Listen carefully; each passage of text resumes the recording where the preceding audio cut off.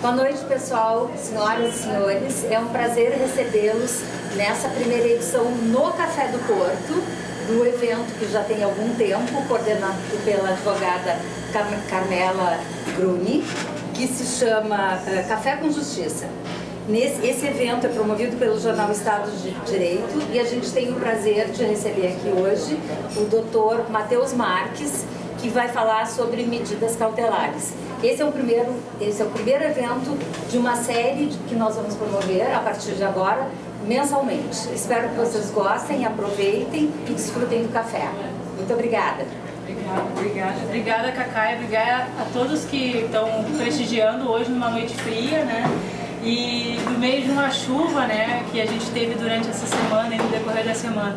O projeto Café com Justiça, ele aconteceu já em outros cafés aqui em Porto Alegre e com muita alegria a gente conversando com a Cacá, ela disponibilizou a ideia do espaço, até já pela estrutura e por já ter um perfil de realizar esse tipo de atividade, até com música. Então, para nós é um motivo de muita alegria, Cacá.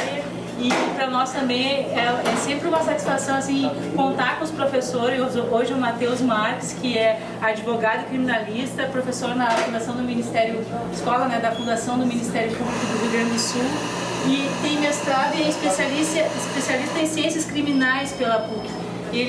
Esse tema que ele propôs, as medidas cautelares alternativas ao cárcere após o advento da Lei 12.403 de 2011, é fruto do trabalho dele de pesquisa, que agora vai ser lançado pela Livraria do Advogado. Então, em breve, nós vamos ter um outro evento, né? O professor vai estar lançando esse livro, então vai ter o lançamento do livro, provavelmente deve acontecer com a Livraria do Advogado, e a gente com certeza vai estar apoiando, prestigiando. E as coisas não acontecem, né, sem ter um multiplicador do conhecimento. Então, agradeço também o Estúdio 31, que está possibilitando que essa difusão, porque depois vocês podem rever isso na internet, e quem está na internet pode também estar assistindo. E a parceria que a gente tem com a Pleno Digital, Integração Digital, que também agora a gente está com cursos EAD, né, pela Escola de Educação Digital Estado de Direito. É um projeto que nós lançamos esse ano e é muito importante porque agora a gente está possibilitando que pessoas de outros lugares do país também possam estar tendo essa formação via curso de extensão, e que o professor também está convidado a integrar depois a montar os projetos de curso na medida do possível. Então vou sair, eu e a Cacá, de foco e deixar informalmente para ele ocupar as nossas atenções aqui. E posso pedir para servir um cappuccino para ti da casa? Então tá. Que a gente aproveite essa noite. Certificados entregue ao final do evento mediante assinatura do livro de presença e documento de identidade. Obrigada. Obrigada, gente. Obrigado. Licença. Bom café. Obrigado. Deixa eu pegar o cafezinho.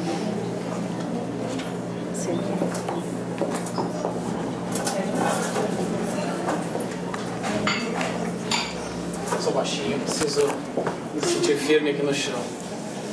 Bom, senhoras e senhores, muito boa noite. Em primeiro lugar, eu gostaria de agradecer imensamente a oportunidade que a Carmela aqui fez, que é esse projeto chamado Café com Justiça, um projeto que eu vejo com bons olhos no sentido acadêmico, pois nós temos como professores de direito, como pessoas que trabalham na área do direito, a possibilidade de estar sempre trazendo questões novas e pontuais que possam ser discutidas no âmbito geral, com os colegas e também do âmbito acadêmico. Então, Carmela, agradeço a disponibilidade, o convite e também te parabenizo pelo projeto e espero poder ser este um dos primeiros que nós possamos estar participando aqui contigo.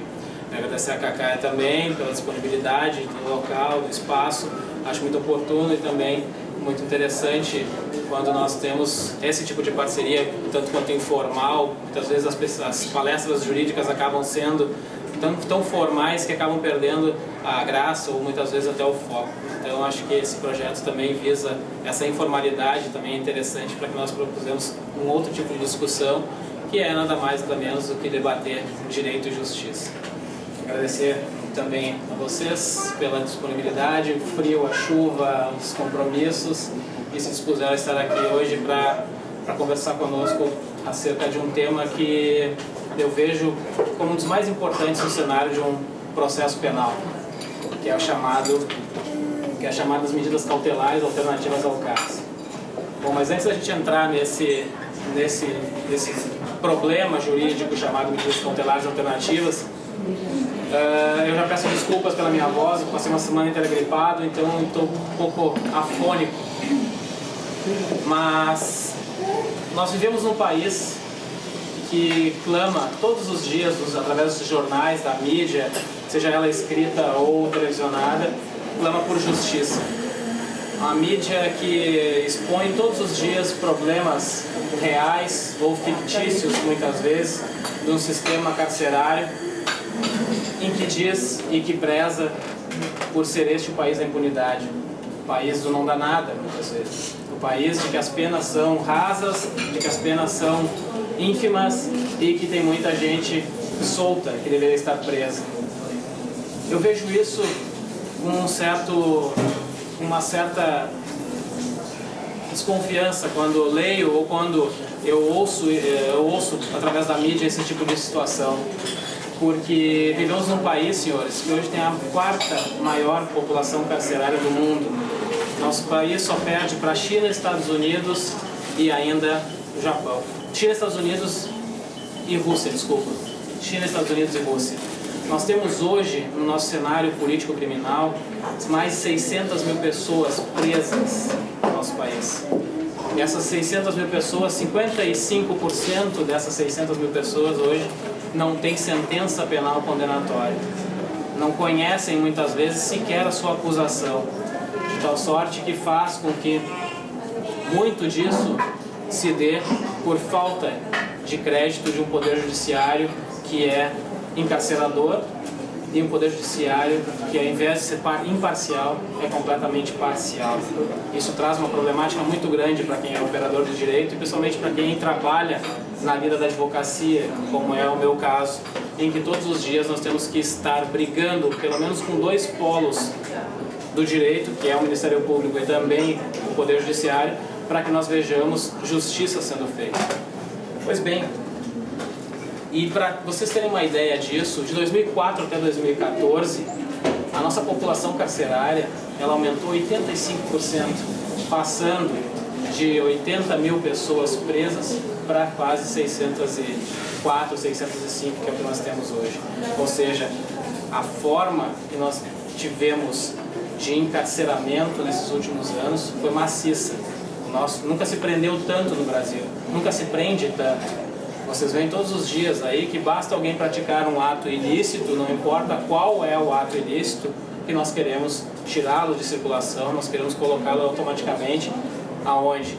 Longe dos nossos olhos e longe da nossa visualização. Porque quanto mais longe nós colocamos essas pessoas, quanto mais encarcerados eles estiverem, por mais tempo ainda, pior vai ser para eles e melhor vai ser para nossa íntima convicção. Mas infelizmente não é o que acontece. Infelizmente o legislador analisa essas circunstâncias com outros olhos. E o legislador, em 2011, propôs, através de uma atualização do Código de Processo Penal, trouxe inovações a esse Código de Processo Penal, compondo a esse Código de Processo toda uma reformulação daquilo que nós tratamos em relação à prisão, medida cautelar e ainda fiança no nosso Código de Processo Penal. E como é que ele faz essa reformulação? Ele propõe ao magistrado, para que o magistrado dê ao imputado, aquele sujeito que é flagrado e que é preso, ou aquele que tem prisão preventiva decretada, 10 oportunidades de se ver solto. 10 oportunidades. E isso está lá no artigo 319 do nosso CPP e 320 também. As últimas inovações aí, em que se pode ter de decisões jurídicas sobre esse tema, fala muito do 320 do CPP, que é a entrega do passaporte.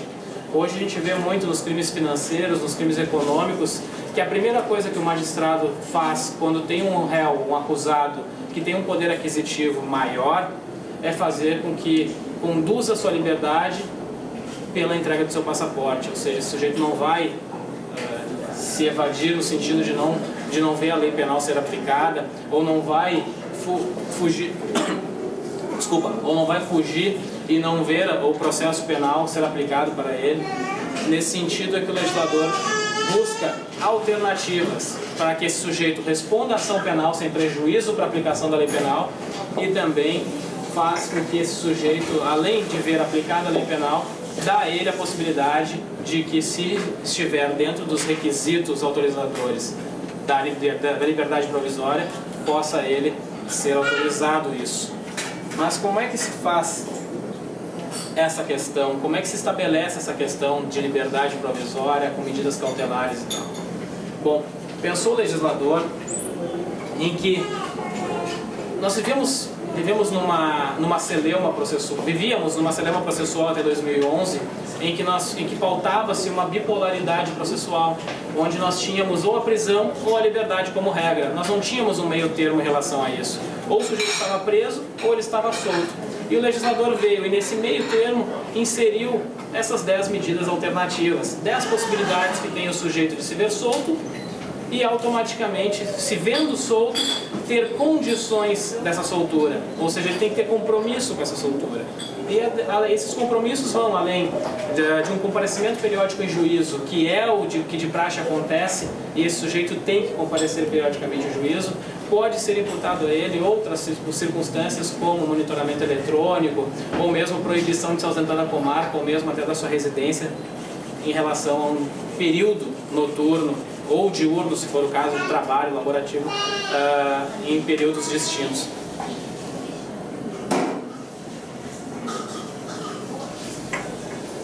Mas o que mais que isso inovou no nosso Código de Processo Penal, que pode ser pauta de uma possível discussão?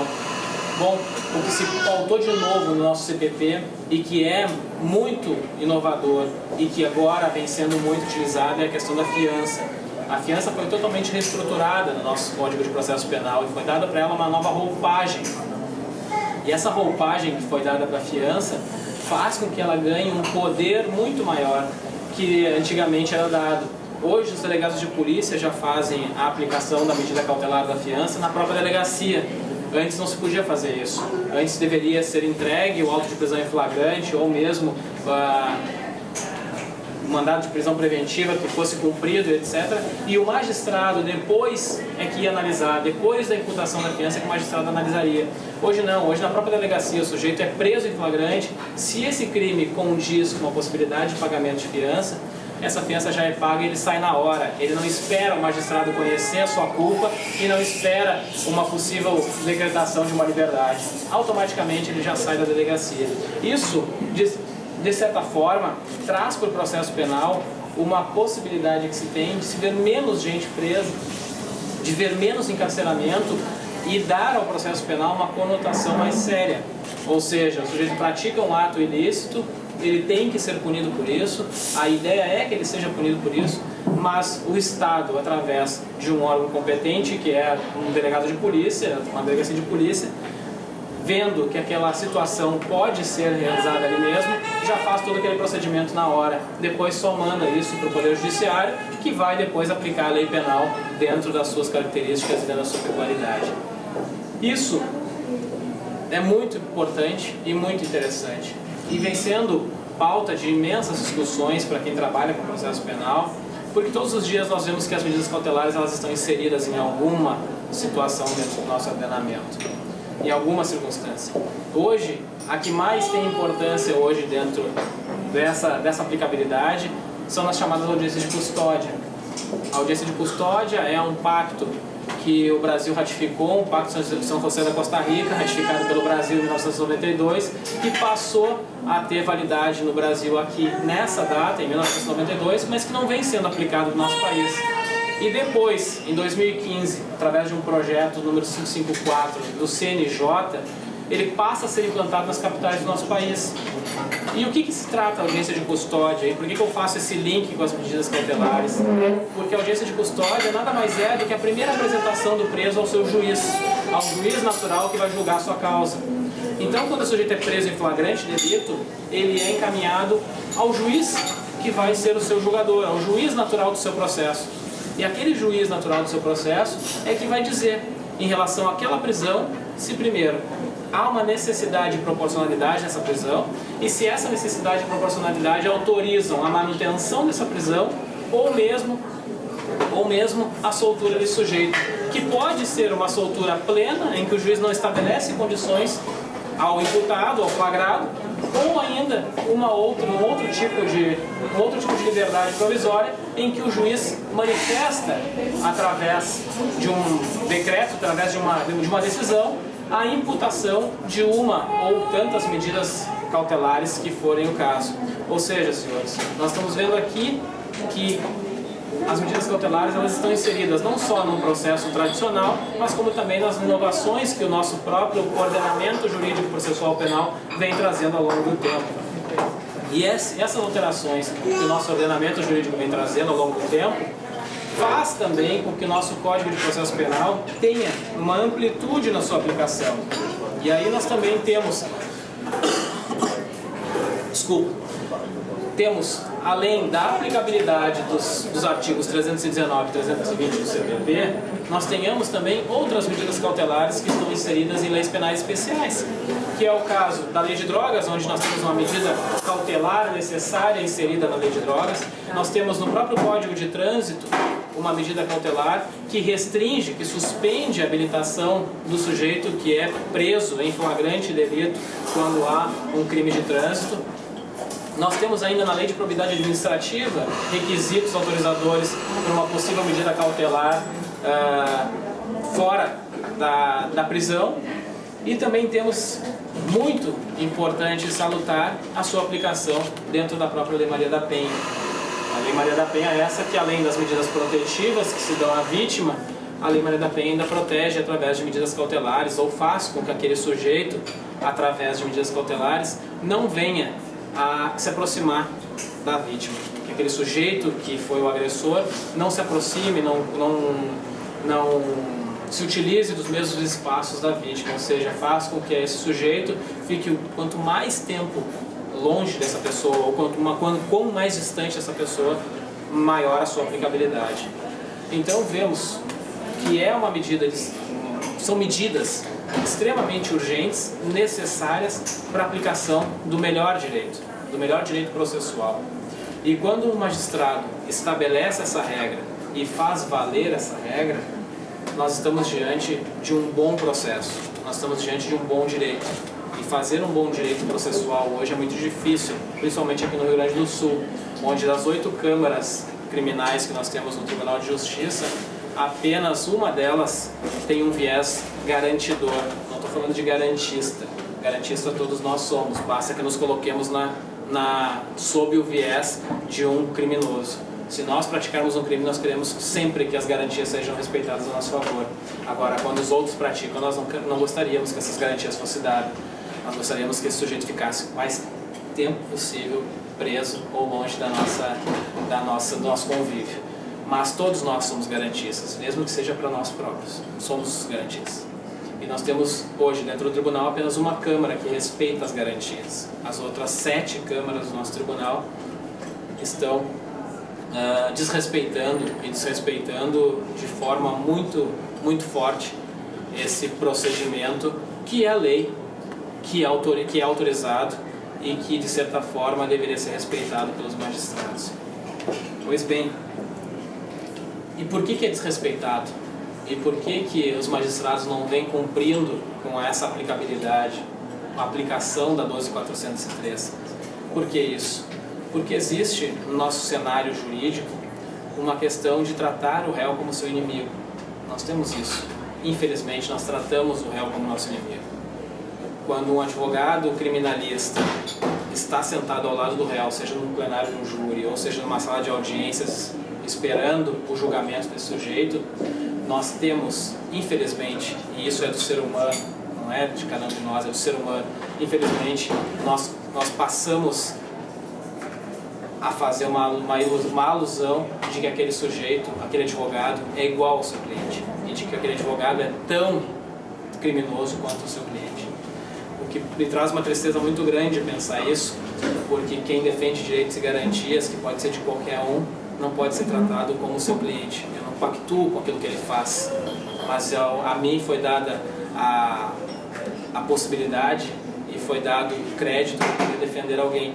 E quando eu faço isso, e faço isso buscando o melhor direito, faço isso tentando aplicar uma lei que hoje é regra processual, sou muitas vezes mal visto perante uma parcela da sociedade e também uma parcela do próprio Poder Judiciário, que chega e diz que eu sou tão igual quanto o meu cliente, se eu não sou pior do que ele, porque eu ainda penso. O meu cliente às vezes não pensa, ele vai lá e faz, simplesmente por um ato voluntário e etc.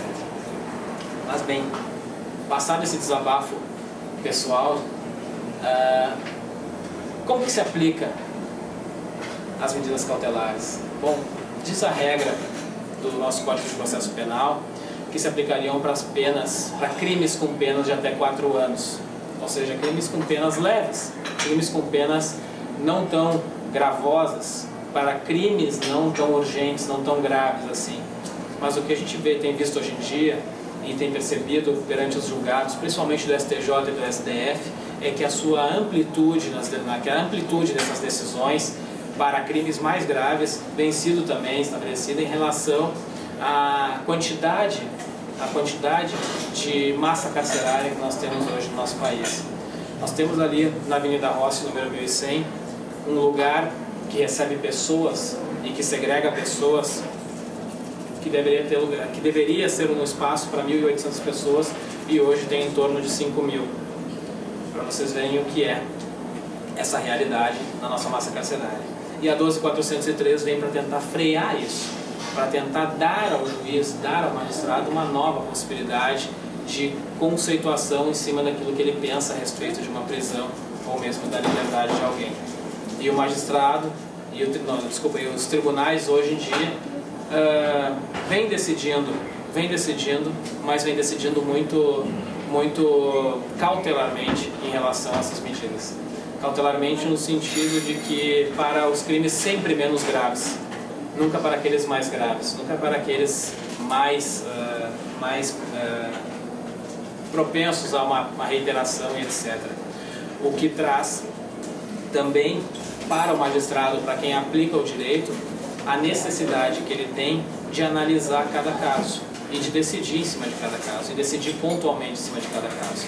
Então o magistrado tem esse ofício, além do ofício de ter que decidir sobre a vida de alguém, decidir sobre a liberdade de alguém, ele ainda tem que analisar se há uma possibilidade de perigo de reiteração, se há uma possibilidade desse sujeito fugir do local do processo e não ver aplicada a lei penal, e se for esse o caso, o magistrado tem a obrigação de negar uma liberdade provisória e negar a aplicação da 12.403. Mas nós temos que ver que isso tem que ser casos extremamente excepcionais, casos extremamente urgentes.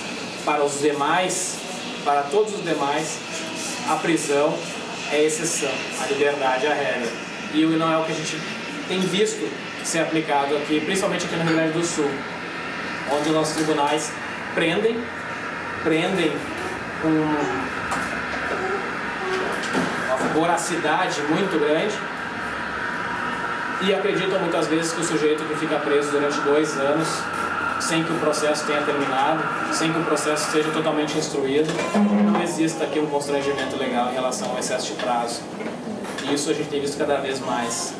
Nós estamos atualizando agora para poder lançar um livro, a Camila trabalha comigo, e a Camila tem feito essa atualização para mim da jurisprudência que é feita aqui no Rio Grande do Sul, e a gente tem visto muitas vezes pessoas que ficaram quase a sua pena completa que iria buscar, a pena que ia receber, se condenado fosse, preso, esperando por um julgamento, quando na verdade nós temos que ter essa concepção de que a prisão ela é completamente exceção, a regra é a liberdade. Nós temos sempre que pensar como a liberdade como regra e nunca a liberdade como exceção. Nós temos que fazer sempre esse viés. A liberdade é regra.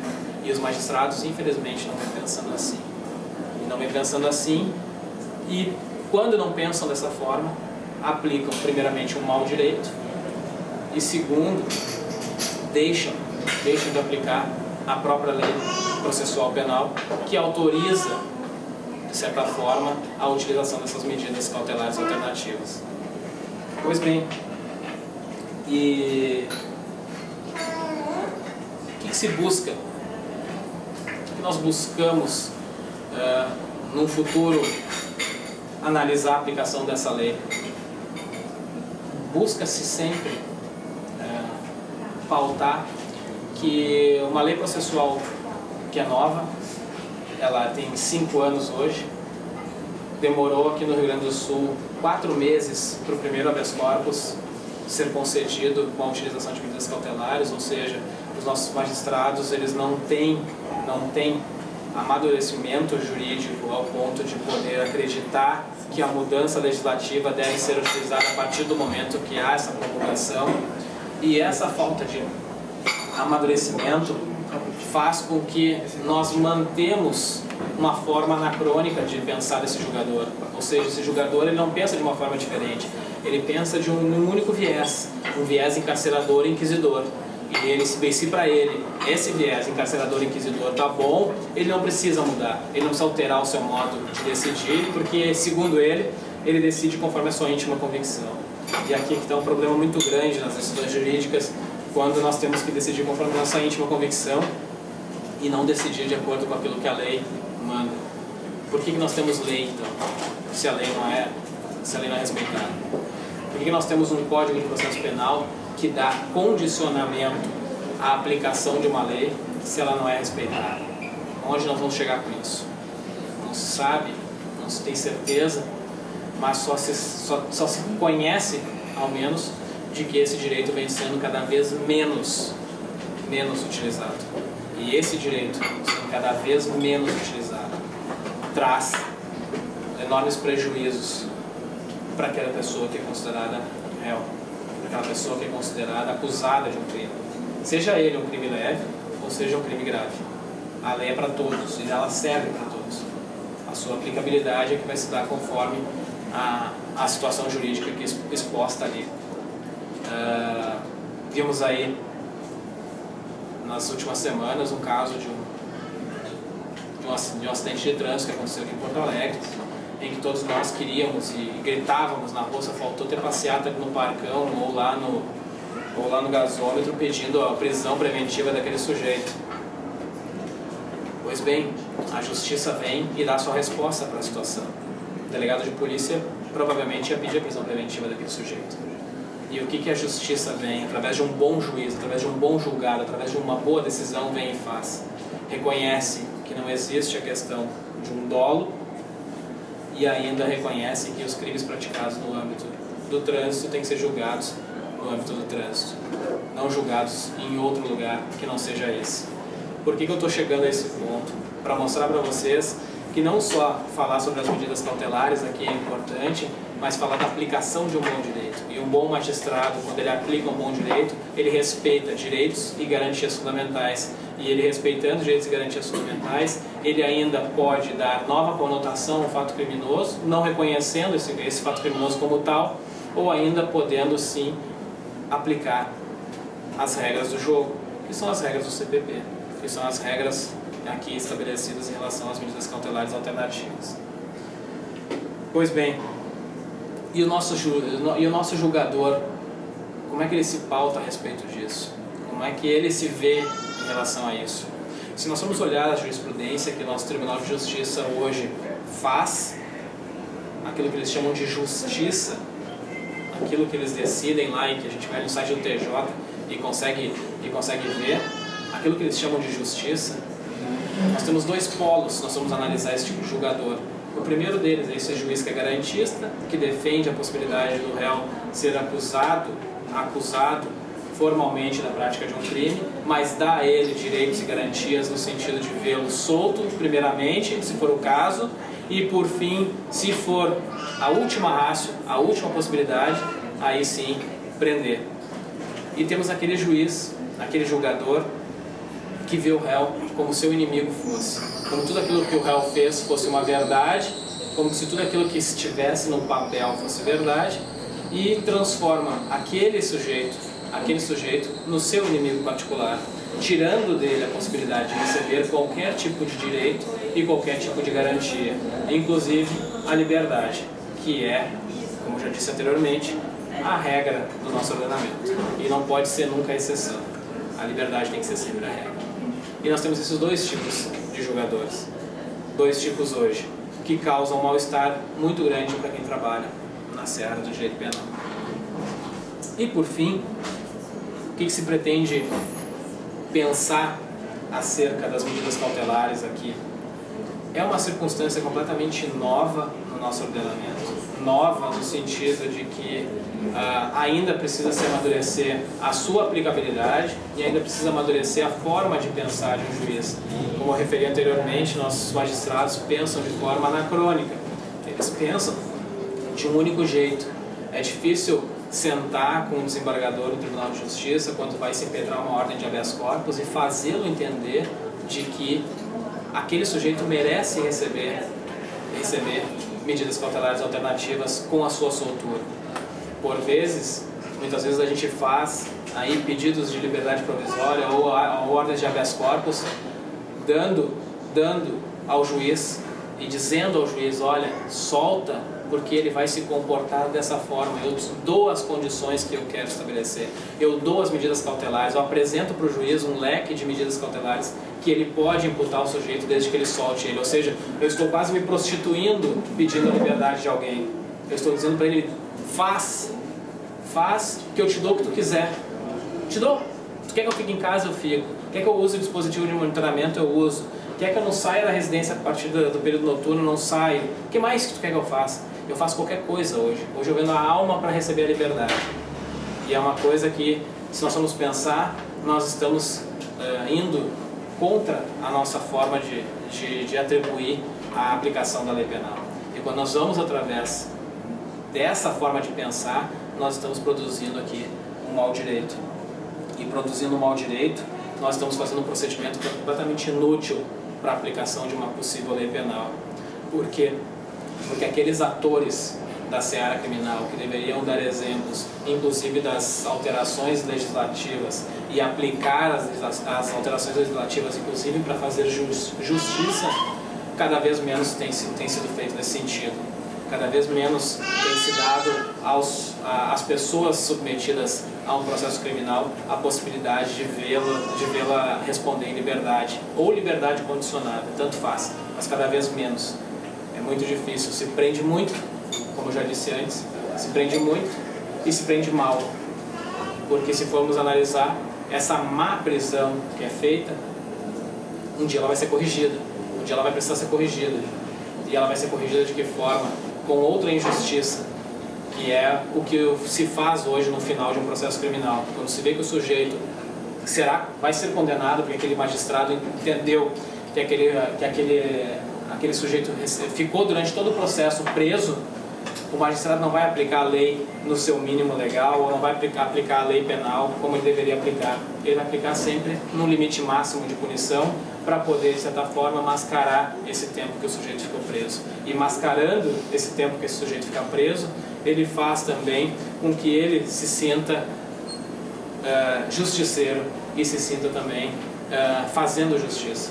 O que não é a circunstância aqui adequada, mas sim a de respeitar direitos e garantias fundamentais do sujeito, para que nós não tenhamos, nesse sentido, uma forma inquisidora e criminalizadora de pensar. Então, eu acredito que seja uma breve fala daquilo que seria importante trazer para vocês. E também teríamos muito mais coisas para tratar aqui. Até pedir para a Carmela que se pudesse trazer um data show para poder trazer algumas decisões judiciais que causam muita polêmica no nosso cenário, como uma delas que eu vou ilustrar para vocês aqui, que é o caso de 2 surdos mudos em Passo Fundo que vendiam bala de goma e acabaram sendo presos porque a bala de goma estava vencida na sinaleira, acabaram sendo presos por um agente policial e ficaram presos durante 1 ano. E essa prisão foi confirmada por estelionato, sendo que a bala estava vencida, estava vendendo coisa que não estava em ordem. Eles foram confirmados como condenados e o Tribunal de Justiça acabou vendo de que esses sujeitos ficaram 1 ano presos, e depois o tribunal vem e reforma essa decisão. E o tribunal vem e reforma essa decisão e garante a liberdade a esses sujeitos. É uma das centenas